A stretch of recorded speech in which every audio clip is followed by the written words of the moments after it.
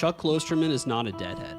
He doesn't have a favorite sugary, he doesn't have 4 copies of American Beauty on vinyl, but he does have an understanding of the band, especially within the greater cultural context. So I want to get his take on all things Dead and beyond.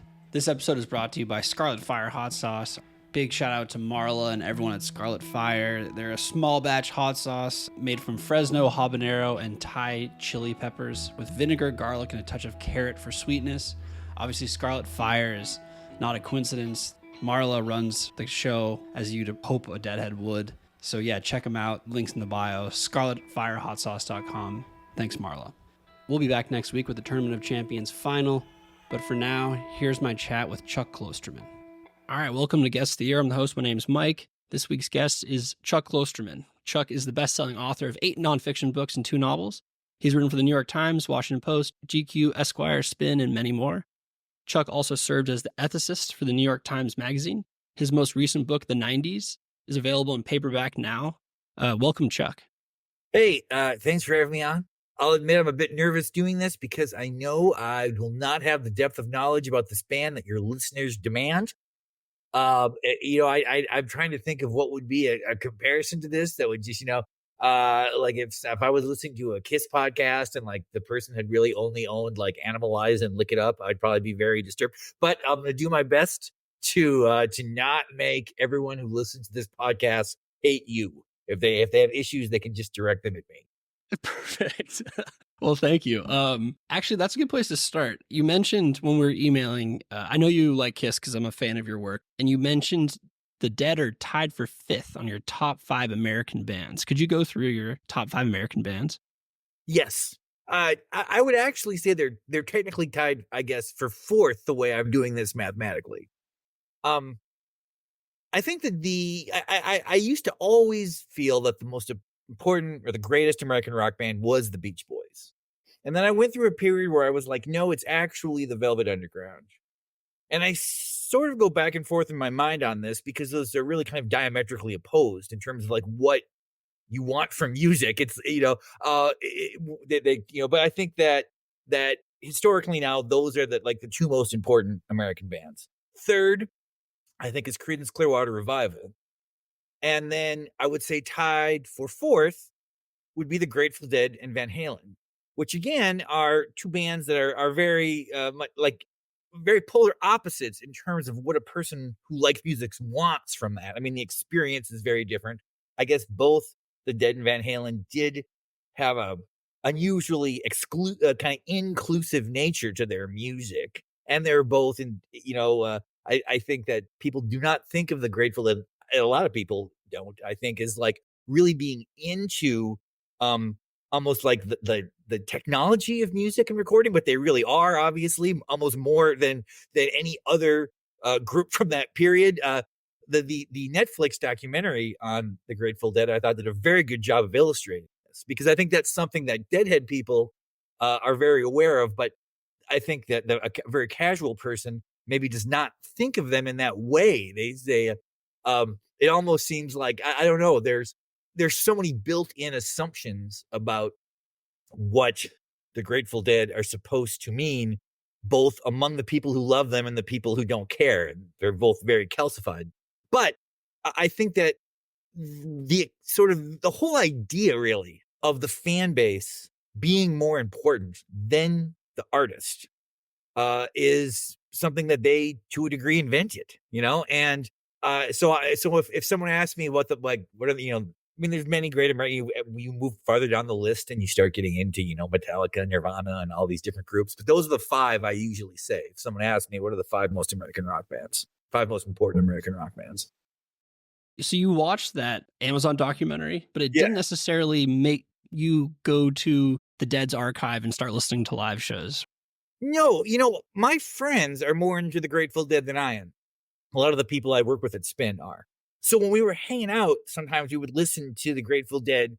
But it was almost like, it wasn't like an active listening experience always. It was almost kind of passive. It was kind of behind us.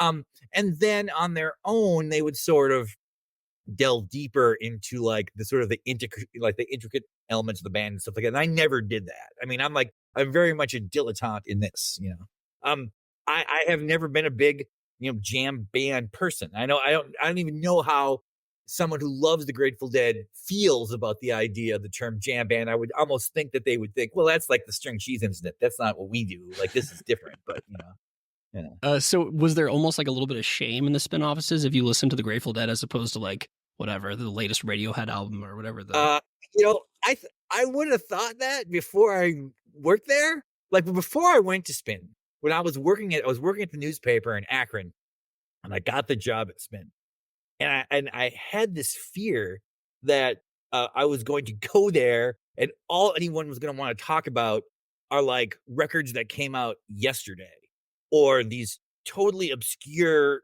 artists like operating from the fringes, and then there'd almost be like this discomfort with covering like a band like Weezer or whatever. But it was kind of the opposite. What I found is that the people who worked there, the guys who worked there at least, uh, were we were all really into really classic rock as in a way. Like, that was the thing that in some ways that we've had the most common ground in. So there was not shame in that, like you'd be like, oh, I like Rod Stewart or whatever. And everyone's like, we all love Rod Stewart. Like, there wasn't this idea that anything, if anything, it was almost the opposite, that we were sort of embarrassed by people who seemed a little too obsessed with like the tyranny of the new, like people who were just sort of obsessed with being on the edge and it was like, well, it's that to us seemed more desperate than actually sort of being into music, um,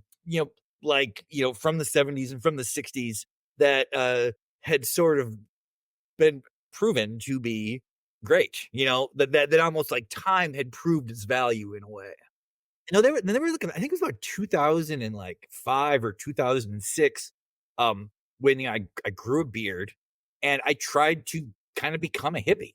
Like, I was like, I started like reading Relix magazine and stuff like that. Now that's when I was listening to the Grateful Dead a little bit, and I was wearing a lot of like, kind of drug rug clothing, and it was like I was sort of in that world. I couldn't do it.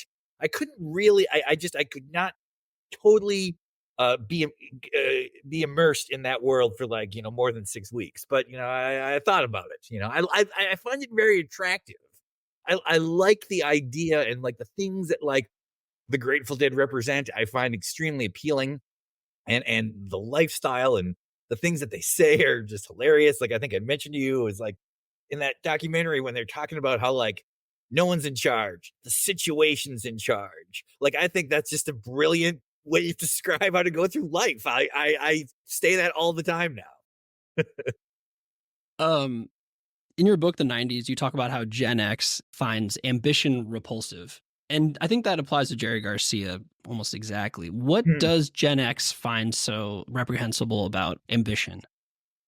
Well, I think that was probably, just a product of coming out of the 80s when just the idea of success was amplified and seen as wholly positive. I mean, if I feel like if you watch Decline of the Western Civilization Part 2, but all the hair metal bands on the Sunset Strip, they all universally express the desire not to make great records, but to be huge, and then that was it was almost perceived that those things had an inherent relationship, that if you got very successful, that validated the fact that you must be good or whatever.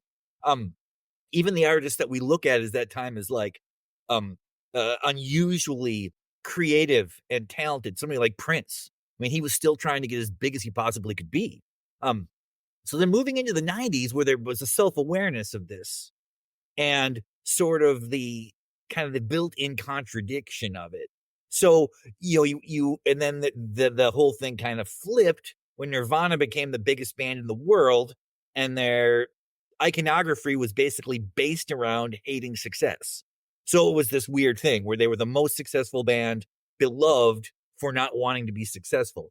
That kind of became something that was just sort of imbued in how you were supposed to kind of how a young person was supposed to look at the world, I guess. I mean, Jerry Garcia is an interesting example too, because he seemed to find the aspiration for anything to be sort of repulsive, as you said.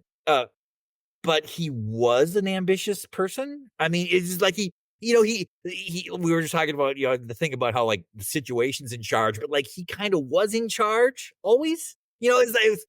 So he's a complicated figure in this discussion, but he's also the central figure in this discussion. I think now when people look back on the 90s, if they look back at it positively, if they sort of inject a degree of nostalgia into it, it is now sort of the recognition of something that was true at the time, but maybe not spoken, which was that it was acceptable to just kind of be a person by yourself. Like you didn't need to be part of any kind of movement. You didn't need to have a great job. You didn't need to make a lot of money. You might have wanted those things. You might have done those things, but there was not this idea that it was essential, like to be cool. Basically, you could be cool just kind of by doing nothing, And if you want to be cool, that's great. if the way to be cool is just to sort of kind of to some degree not care and just sort of relax, and that's wonderful. That's I think that a lot of people miss that, but I don't know if I can foresee that ever happening again, just because of the way the world has changed. I mean, it'll probably happen again at some point. Everything happens again, but it'll be a while. Yeah. Yeah, in terms of just being a person allowed to exist, Taylor Swift has endorsed Kamala, and Chapel Roan did not, and received a lot of backlash. Mhm. Everyone argues whether the Dead were political or apolitical. It's a lot like Jerry Garcia. It's just complicated. Do you see famous people, now mega famous people, do you feel like they have a moral responsibility to publicly endorse people they support? Well, I absolutely do not at all. But I'm also the kind of person who thinks that. We were talking about the 90s before. In many ways, I am like almost like a Gen X person from Central Casting. Like I still have those qualities or whatever. So that was always seen as sort of oppressive is too much, but like I remember in MTV Music Awards where REM kept winning award after award, and Michael Stipe would tear off these T-shirts. He had like 7 T-shirts on, each with like a different, like like a pro-choice message or a pro-environment message, And we saw that and we were like, come on, like it's like we all loved REM and stuff, but it was like, well, this is, there. What was interesting is that the issue then was sort of like when Michael Stipe would do something like that, and I don't want to act like I'm criticizing him, but when he would do something like that, the response was, why should we listen to this guy? What does he know? He's in a band. Why do we care what he thinks about, reproductive rights? What do we care what he thinks about like how we're going to be taxed? Now it has become this thing where the idea isn't that Chapel Roan is supposed to sort of be informed, but like she's just supposed to be on the right side. Taylor Swift's just supposed to be on the right side. Like they don't, the fan base does not seem to care if the person's decision making or critical thinking has anything to do with reality. It's just that I don't want to be a fan of someone who can be perceived as being on the other side of how the world views this historical moment. So it seems a little crazy to me. When I was watching the Chapel Roan stuff, like I like that record a lot. In fact, if somebody said like, what's a recent record I like, I think that would be number 1 for me probably. But it was just, she responds to the idea that people are upset that she's not endorsing Harris. And then that gets people more upset. So then she goes back again and tries to reframe it. And that gets worse. And it's these kind of intellectual and emotional gymnastics that just it doesn't like. I mean, if you go using the Dead for the example, right? So they're in San Francisco in the late 60s. They're kind of coming out of the movement to a degree, tied to like it was this group called the Diggers, Diggers. There's and they're these were people who like gave a lot of free food out in the streets of San Francisco and stuff, and it was the idea sort of almost we're going to try to create the sustainable utopia. And so the Dead's politics, it was hard. It would have been hard for them to find like a viable political candidate that they could really support because they were going to be to the left of everyone, like it was there. You weren't going to, it was like if it's like if Johnson's president or whatever, he's the Democrat. Like he's not. Like they were almost sort of looking at already like a. I mean, I don't know if I would say that it was Marxist, but they were sort of almost into the idea that like there will not be public property. It's like everything will be shared. All these like there was no that. So their ideas were very much that's kind of utopian. So the hippie movement in general. I mean, it's very interesting when you think about this. It's like that. That was a pretty large, an incredibly large scale movement, considering how there was no hierarchy of organization. Like kids were just going to San Francisco. There would be certain spokesmen or whatever that they would see, the Beatles or whatever, they would see the spokesman, but the Beatles weren't saying do this, go there or whatever. It really was kind of happening organically. At one point, then the whole thing falls and collapses. However you look at it, as after Altamont or after Kent State or just because the 70s began, and the Grateful Dead sort of kept that ideology going through time. Like they were like this vessel. It's like a ship that came out of the hippie movement and moved through up until like the mid 90s, or I guess even further if you consider now, what's going on now. But that they sort of like, well, okay, so we had this ideology and it did not become the world's ideology, but we can still have it. And people who follow us can still have it. It can be almost a silo of this pretty radical political thought that then over time became increasingly less political. But by the time I was exposed to the Grateful Dead as a musical entity, it was not really, I mean, it didn't seem political. Like the Grateful Dead in the 1980s, they're not like a political machine to me. It's almost as though they were like, well, we had this idea, we're still doing it. It didn't work for everybody else. That's fine. We're just going to keep on going, So you don't see Dead & Co. with John Mayer playing the Sphere as like a laughable contradiction to their initial values?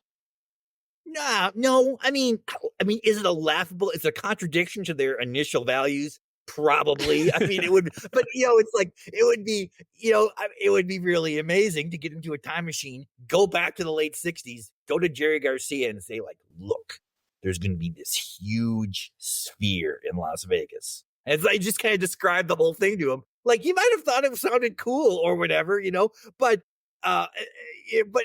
it's almost like what could exist in 2024 that would both represent the kind of the core ideology of the early Grateful Dead and be something that people know about. Yeah. Like it's hard. Like you can't. Like there's no. I don't know how it would be. It would be like refined to like some small town somewhere where everyone in there, like plays the banjo and just it's. I don't know. I would say if there are many reasons you could criticize John Mayer and Dead & Co. playing in the Sphere, but I would say their inability to replicate the original message of the band isn't really a good one. I mean, that's not really a plausible thing, Does John Mayer's guitar playing interest you? His blues? So I know he's a good guitar player, in part because so many other guitar players say that. Because of the music I like, his style of play is more impressive to me than good. Like, I one time I heard him like he was just playing live and he played Panama by Van Halen. And he did an okay job. But before he played it, he was like, oh, sometimes you just got to play something stupid, whatever. And I was like, well, that's better than your music. It's like, I sort of went weird to be like, I was sort of like turned off by the fact that he played a song I liked, but seemed to somehow act like it was beneath him or something because it was a riff-based song. I think actually though it reflects well on him though that he's involved with this project in general, because I think it does show a degree of seriousness about how he views musicianship, because he is not doing this because it's the cool thing to do. It's not the way he could make the most money. I'm sure he's making money, a lot of money, but there's other ways he could do it. It is in a way moving his sort of cultural relevance in a different direction. Like his relevance now is more to someone my age than people who are younger, which isn't really what you're typically expected to do if you're in his position. Um, I mean, I'm kind of walking around this question. It's like like I know he's a good guitar player, you know, and there are people who have seen Denko and told me it's like it's amazing how he is at these shows, you know. But in the same way, it's like Trey Anastasio or whatever. I know he's a brilliant guitar player, but he's playing. I mean, even if we're going to use like a word like noodling or whatever, it's like that connotes something that I typically am not too into. But uh, I, I support him doing it. I support him doing this. Right on. Do you enjoy the live music experience? Like, do you like going to shows? No, I don't. I never go to shows anymore. I mean, that was part of my job for a bunch of years. I mean, I would just go to shows constantly. Then when I lived in New York, sometimes it would be really incredible because every band obviously played New York often first. And sometimes it was the first time a band was playing in the United States or whatever. Like I saw like an extremely early Hold Steady show. I'm not like a huge fan of the Vines or whatever, but I saw like their first American show and there was like 40 or 50 people there. It was kind of interesting to see a band that close. And then, you know, they got very popular. So that was fun. It was a fun experience to go to shows in New York. But now that I live in Portland, I've kind of aged out of it. And also, and this probably explains more than anything else, why I would never truly be a Dead person is I like studio records more than the live experience for every band I like, you know, like Kiss or whatever, right? Like I mentioned earlier, Kiss is like known for this sort of live thing. Their whole career is based around that you know is impossible to capture their live performance on record. But I still prefer the records. I'm interested in sort of the curation and the manicuring of music in this, you know, which is a very kind of cold clinical way to say it, but I do. I mean, it's probably like, you know, I love Steely Dan. Like I like the idea of someone going somewhere for a year and creating something that is it in theory a perfect reflection of what they do. I suppose in some ways it might be because I've never thought of this before, but I just thought of it now. I mean, as someone who writes books, that's kind of how it is, you know. It's like I'm in this office for a year or 2 years or whatever, writing something, and then I go out and I go on book tour, and those are real fun. But it doesn't. To me, the whole idea of a book tour is the service and to sell the book. You know, where with the Grateful Dead that changed. That they changed that where the record was in service of the live experience and not just the live experience like, you know, oh, we've made American Beauty, now we play those songs. It's like we made American Beauty and we're going to play versions of these songs that are going to evolve over 40 years, you know. That is a sort of a unique thing, and I have to say a real musical thing, because it sort of suggests that they see music as not just something to be played live, but that music is alive. That the idea of the song is never finished. A version is finished and it's on the record, but it actually has the potential to become something completely different over time, you know? Yeah. You mentioned American Beauty, and American Beauty and Working Man's Dead came out in the same year, 1970. And those are like the two most famous albums. They're most popular, most critically acclaimed. Why, in your mind, do bands' earlier work seem to be the most popular and most culturally, you know, significant? It's kind of like there's a simple answer to that. And then I suppose there's a paid answer too. I mean, you know, well, the thing that the cliche thing is like, you know, someone spends their whole life making that first record. So their entire identity is put into it. But I think a lot of it has to do with the way any art is perceived. And what I mean by that is like, okay, so you look at any group who had a big first record, Guns N' Roses, Pretenders, Boston. I mean, I could just list a bunch of these, right? The first record comes out and it's sort of like, well, this is what we do. On this record, this is what we do. We make songs like this. We play in this style. This is what we do. And then the second record is somewhat like an evolved version of that initial one. So some of the things on this first record appear again on the second record. Some things don't, some things do. And the things that do kind of become what, like, this is who we are. So the first record is what we do. The second record is like, well, this is who we are. And you kind of use the first and second record to kind of come to that conclusion. And from that point forward, anything that they do is going to be perceived as some kind of move away or response to that early work. In other words, so that's sort of what their work is, and everything that they do, and every way it's considered is kind of like through the prism or the reflection of that early stuff. And it is very difficult, I think, for a group to evolve in a way that is seen as both an improvement over that early work, but still an extension of it. Like there are some groups who have early music and then they do something later in their career and that becomes successful. That's kind of the record people love. And then the early material is just all seen like as the building blocks toward it. But yeah, I interviewed Noel Gallagher of Oasis one time, and he said something kind of interesting because he was, they had one very big record, one very, very big record, a third record that was supposed to be big and was successful, but kind of failed. And then everything fell apart. And he was like, well, it's so weird.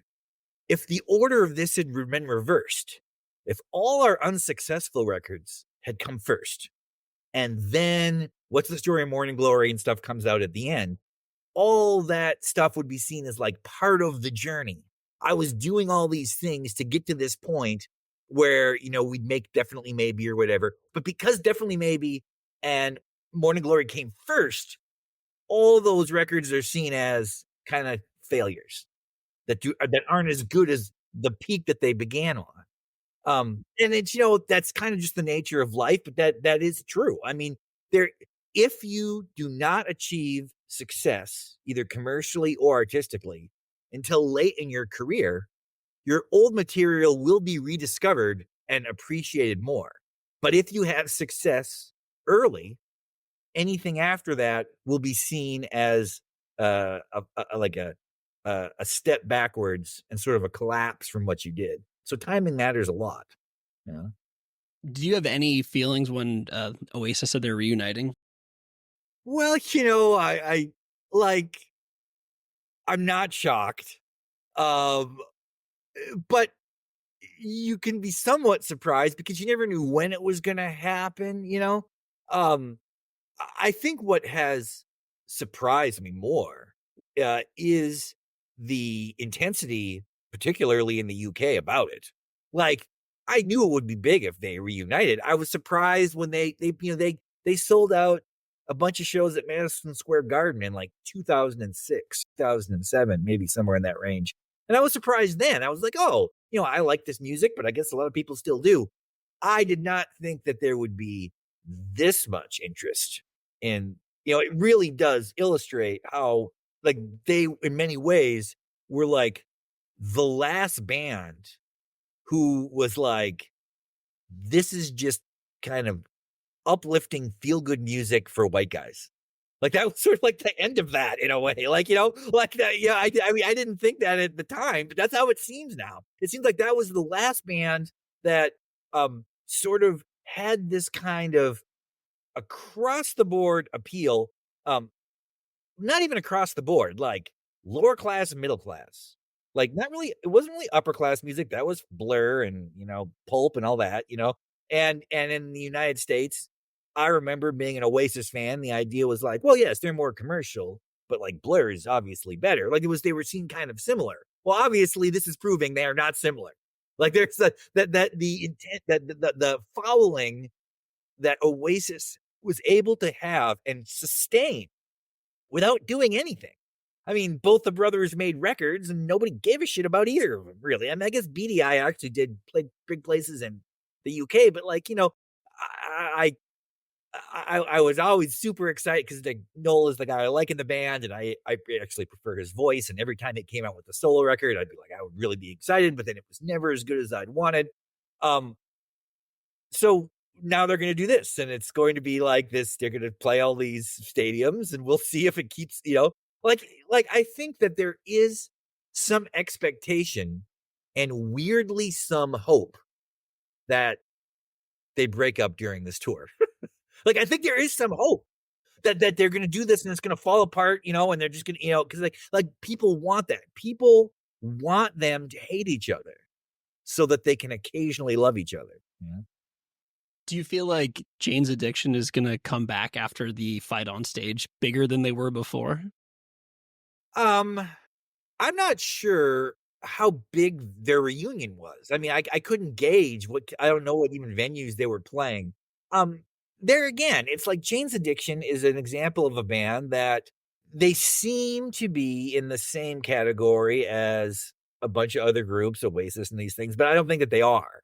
There's just some bands and some artists, for whatever reason, they have a moderate to big size fan base, but it matters more to those people. And it is a good thing. It's a great thing because it kind of suggests that there is, like, sometimes it's very easy to think that all of this is somehow a construct, that the only reason anything is big is because it was engineered sort of by the music industry, what was happening in the culture and all these things. It's none of it's real. That it's all the kind of like just simulation of like Beatlemania again and again and again, which has just become the side. Can we make a new Beatles over and over and over again? But then sometimes it happens and it's real. I mean, like, it was really weird when like Slint got back together again and could suddenly play places 10 times bigger than they had ever played as a band. The Pixies, that was the same. They were kind of the first one. I think there was a realization after that like the Pixies reunited and they were playing to these places they could have never played when they were together. And what people became aware of is like, oh, okay. So some bands like the Pixies or like the Velvet Underground or like these things, it's like their success is moderate in the present tense, but that success stays the same. That they keep adding the same kind of person, the same kind of fan as that person emerges. So there was the kind of 21-year-old who was in the Velvet Underground when the first record came out, and there was a 21-year-old who got into that music in 1973, and there was a 21-year-old who got into that music in 1978, and it just goes on and on and on. And then eventually you get to this point where it's like, oh, we're huge, and that was something that for a while I used to really push back against this. I remember writing an obituary for the New York Times Magazine when one of the members of the Ramones had died and Robin Crosby of Rat had died, basically kind of at the same time. And there was a lot about the guy from the Ramones and very little about the guy from Rat. And I remember thinking this was just insane because it's like Rat was much more popular than the Ramones. The Ramones never had a record that was anything close to the success of Out of the Cellar or whatever. And I thought, like, well, this just sort of shows how backwards like the rock media is. But what I've kind of come to realize is, well, there's some truth in that argument. There is also a truth that some things sustain popularity outside of the demographic in which they existed. And when Rat was big, they were bigger than the Ramones ever were. But if you erase the 5 biggest years of Rat's career and you erase the 5 biggest years of the Ramones, whatever that would be, in all the years that remain, the Ramones are a much more popular band. And they're, and the Grateful Dead are maybe, the best example of this that there could be. I mean, it's like that their popularity has never really decreased. They never, it's never really went down. I mean, it's in a sense it has, because like Garcia's gone and they can't still be the Grateful Dead in the way that they were. But in terms of the interest in the culture around them, that seems to only keep going. And I don't know if there will be a period, like there's no chance that they will become a forgotten band, where there's a lot of groups who are very big who in 50 years, I think it'll be unlikely that anyone will know who they are. Why do you think that is? I totally agree, but why do you think that is? Because for most artists, it is the songs. And for the Grateful Dead, it's almost like the concept of songs. I don't know if that makes any sense, but it's like it is the idea that um this music has a meaning and represents a lifestyle that I like, even if I don't care about these songs. Like that you could the idea that someone could go to a Grateful Dead concert, not really remember any of the music, and still feel like it was the best concert experience they ever had. That's that's an interesting thing, you know. If we're talking about like this, like kind of in almost a pretentious way or whatever, if we're getting as high minded as possible or whatever, it's like a certain kind of artist speaks to a person in a way that kind of transcends the idea of entertainment. Like if someone's really into the Smiths or Bikini Kill or Rush or the Insane Clown Posse or something, like it has to do this. I mean, it's not just that like that I identify myself as a fan of this music. I identify myself as someone who can be understood through this music. In other words, if someone tells me that they went to 18 Grateful Dead shows, if I meet someone that's like, I went to 18 Grateful Dead shows in 1981 or whatever, I was like, well, I know something about you now. I know something about at least, or I know something about who you used to be. Whereas if somebody says to me, it's like, I went to 18 Motley Crue shows in 1987 or whatever, like that tells me something about them too, but something that's different. It more or less tells me like, well, that's you were into that music, or maybe you said, I guess in a way, both things do tell me something, but with the Dead, it's different in a way because I think if somebody tells me they saw 18 Motley Crue shows, they're almost saying like, remember how crazy I used to be? Whereas if somebody says I went to 18 Dead shows, they're like, I was part of that world. And the values of that world are still my own, like when I meet people my age who are really into the Grateful Dead, I can generally sort of, get a sense of, well, I think I probably have an understanding of your politics. Probably. I think that I like, there's certain things about you I think I'll just know. Or like, it's like like the Don Henley song where he's talking about he sees a Deadhead sticker on a Cadillac. Okay. And it's like, it's got to be a Deadhead sticker. It can't be any other group. You can't use any other example of that. Like if he saw like I saw a Zeppelin Swan Song sticker on a Cadillac, people would be like, well, it wouldn't mean anything. Like, it's like it would that they're the only group where that I suppose in a way like there was like a um Douglas Copeland who wrote the book Generation X. He later had a book called Shampoo Planet. And I do remember in there one of the characters being aghast that he was at someone's house and they had the first Sex Pistols record on CD. And that was seen as this embarrassing. Like, of course, CDs became like everybody like that. That was just that there was a period where it seemed like CDs were only for rich people. It's weird to remember that. But regardless, there's these examples where the music and sort of what we've also decided the music means comes together. And also, Deadheads accept the way they are perceived. That's another thing. You don't find the person who's like really into the Grateful Dead who then tries to say like, well, actually those are just great pop songs hidden inside this. What people think about us is not true. Or if they'll be like, most of the people I went to those concerts with were jerks. I hate it. I just like the music. It's always like, no, the things that you think about this in many ways are true. And the things you think about me, I mean, now maybe somebody's going to listen to this and they're going to be like, this proves he doesn't know what's going on. I love the Grateful Dead. And I have no relationship to Deadhead culture, but yet you do because you're listening to this podcast. Like, you know, like this podcast exists. The fact that it's a podcast based around this idea that people are guessing the year a recording comes out based, like, you know, can I hear Bruce Hornsby on this, or can I? It's like all these different things. That's a. It's not a universal way to like something. Yeah. Going back to like you see someone, know that you find out they're a Deadhead and you know a lot about them.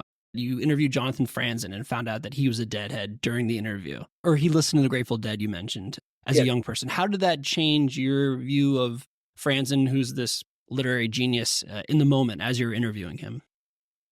Well, you know, in a way, I would say it didn't change it because it made sense, kind of. Because I mean, his big thing, the band he loves is the Mekons, right?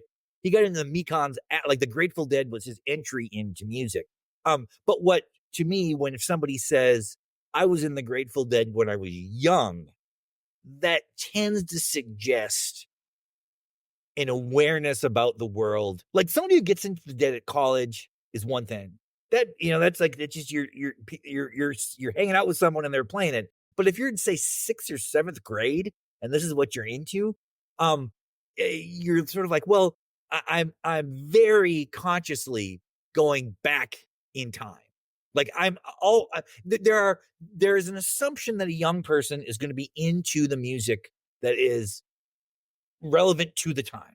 I mean, I've said this many times, but it's very true. You know, I listened to only metal in high school. But I didn't listen to Black Sabbath and I didn't listen to Led Zeppelin. To me, those were old bands. They were a different, you know, I listened to, you know, Motley Crue and Faster Pussycat and Wasp and stuff. What was happening now? All those bands seemed too old to me. They seemed older then than they do now. Like when I listen to Black Sabbath now, who now I like more than any of the bands I liked in the 80s, that music no longer seems distant. But when you're young, you're not like that, right? Your sense of history is different. So if a young person is into the Grateful Dead, you know, they're into, you know, somebody, I'm born in 1972. So if I was listening to, you know, Franzen, I think is a little older than me. I can't remember how much, but let's say he was probably born around 1970 or 1968 or something, maybe 1965. But regardless, he's listening to music that was made before he was really even cognizant of rock. And I mean, now I think, I mean, okay, maybe you can answer this question for me. Like, is there like a reactionary right-wing element of Dead fans? Yeah, for sure. Like, are there people who love the Dead and they love the life, but they're sort of like, I'm voting for Trump or whatever. It's like, I want taxes to be cut and all these things. Like, I'm not, is that really, is that, because when an artist becomes as big as they have been for as long as they have been, it has to happen, right? So are there times like when you meet a Deadhead and it is very unlike what the average person would anticipate? Definitely. I think that it goes back to my question about politics. Basically, people who say that the Dead were apolitical are right wing, and people who say the Dead were political are left wing. And if you go on Facebook and type in Grateful Dead group, it plays out on every single Grateful Dead Facebook page. So yeah, there's a huge, I mean, Tucker Carlson's a big Deadhead, right? Well, okay, Yeah. I guess that's a great example. Yes. What am I talking about? That's the clearest example, right? Well, that is another interesting thing you're kind of pointing out is the idea of like, the idea of being apolitical now is seen as a conservative idea, which is interesting. You know, it's sort of like it's if you're somebody who wants to say it's like, I don't want politics to be involved with this, it is assumed to be absorbed into the right. I don't like that. I mean, I don't like that idea. I think that I think it should be possible to be apolitical. I think that it doesn't seem as though politics needs to inform every aspect of your life. Okay. Now, with like someone like Tucker Carlson, that's very, you know, that almost takes on like this secondary meaning, because I guess the assumption would be that he wants the Dead to be apolitical, because that would mean that a lot of what sort of is seen as like the trappings of leftism were actually just bullshit and fake, you know, that the people who, you know, and that, because that was always, that's a critic, that was a criticism of Deadhead people, especially like in the 80s, was like, those are people who aren't interested in music. They're interested in drugs. That like that's where you could go to find, because it was very hard. I mean, it's so weird now. Like, it's like when the movie Dazed and Confused came out in like 1990, 1993, 94, and they were smoking pot constantly in that movie. And it was crazy to people. It's like, can you remember what that, it's unbelievable to imagine a world where it was like people just smoke pot casually or whatever. Now it's legal everywhere. I wonder if a young person watches that movie and was like, how is this, like, what are they doing? What's so, like, that doesn't seem controversial or whatever, but like in the 80s and stuff, in the 90s, it was like, there was a real low point for drug use in terms of, or for the acceptance of drug use. So it was like, well, you can go to that world and find it there. And that somehow became a negative connotation. That somehow that sort of mitigated the value of the music. But I don't think anyone thinks that now, I don't think anyone thinks that sort of the Dead's relationship to drugs is a negative reflection on their music. Going back to Gen X, Jerry has a complicated life, who was an imperfect man.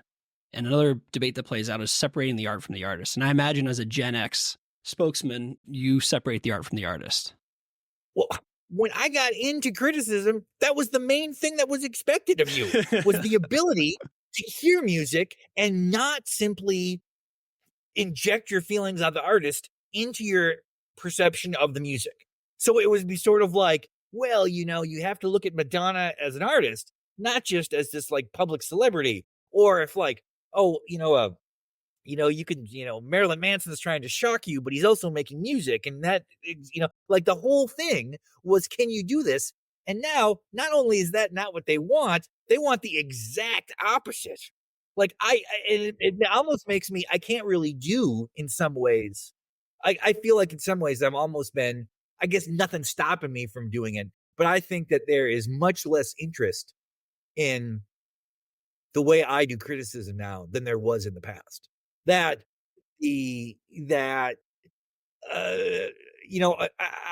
also like, I viewed a lot of art as politicized, but not political. So in other words, it was like somebody was writing about their life.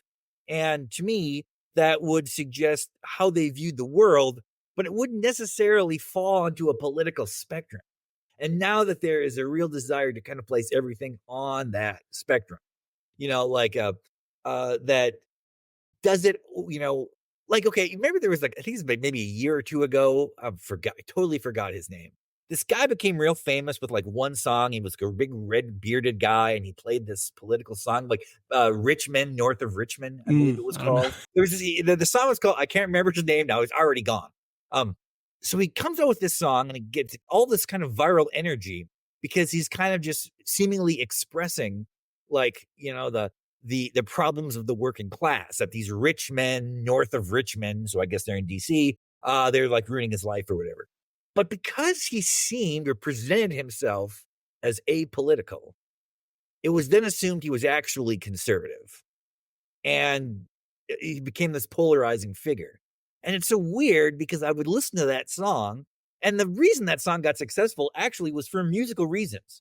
His delivery of the thing seemed real desperate and real honest in a way. There was an authenticity to his expression, and I think that's what drew people in. But then, of course, they had to start picking apart and explaining why.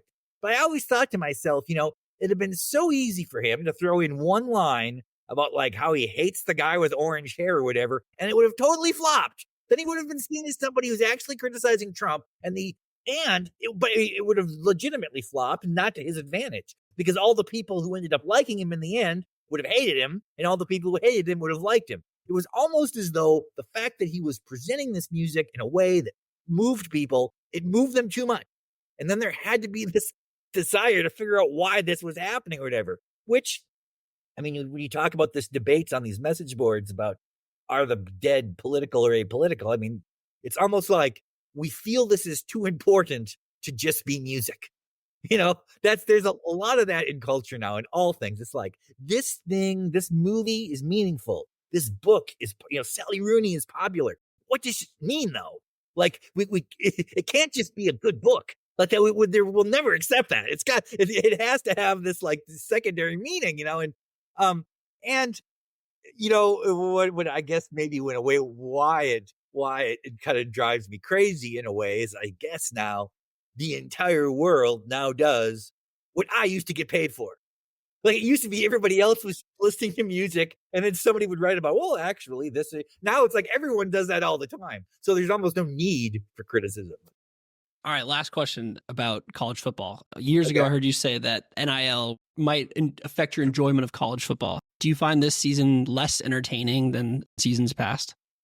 Okay, well, that's a great question because I have to admit the games have been incredible so far this year. Georgia, Alabama was incredible. And there's been a whole bunch, maybe that was the best one, but there's been a lot of real good games. So what is happening, though, is that in the power conferences, the level of play, like this is going to improve the level of play and the professionalism of it. But that is the problem. College football is going to become just a version of professional football. And, in the short term, that doesn't seem so bad. You look at a situation like in Colorado or whatever, and it's like, well, it's kind of interesting. They kind of went from nothing to good real fast or whatever. But I like the difference between pro and college football. Like I prefer college. I still, because of the diversity of the game. The fact that if I watch Georgia and Alabama, and then I watch, Navy and Air Force, and then I watch, a game in the MAC, and then I watch a Big Ten game, it's like there's real difference there. It looks different. It feels different. Everything about it is unique. Like the difference for people who like to play like video games, like the difference between Madden and the college game is that the college game has so many more offenses because teams run things that are completely disconnected from other programs. And I fear that is going to disappear. Like I feel that in 10 years, maybe in 5, I think that the SEC and the Big Ten are going to break off from the NCAA. And we're probably going to see 2 conferences of 20 teams each. So it'll be like 40 teams. And they'll have no relationship to the NCAA. So, a kid plays for Alabama. He doesn't even have to go to school there. He just represents Alabama. He can go there, but he doesn't need to, And what will then happen is sort of what has happened in the NFL is that the nature of how the game is played becomes more homogeneous. And like you would see the same offenses and the same defenses because once everyone is equal, once everyone is really, really good, like in the NFL, everyone is really, really good. A lot of the deception and the trickeration and sort of the weird formations and it just disappears. And it's like, here's what you got to do. You got to go to a 1-back offense with a big tight end. It's like, we're all the same. And I worry that college football is going to become all the same. But I mean, right now, it's great. Like certainly the Georgia-Alabama game meant a little bit less because both teams will probably make the playoffs. So a game like that in the past would have been even more exciting. But there's more games between, like, say, a team who might be the 12th seed and might be the 9th. Like there's actually more meaningful games now. So I guess, but at the same time, it's like I can complain about this all I want. I'm going to watch this regardless. Like it doesn't fucking really matter what they do. Like it's like they can try so hard to ruin football. Like they can do any fucking thing to it, and I'm just gonna keep watching it. So it's like it's just all talk. Chuck, thank you so much for coming on, especially as a non-Deadhead. It was great to get your take. Thank you. My pleasure. And I bid you good night, good night, good night. And I bid you good night, good night, good night.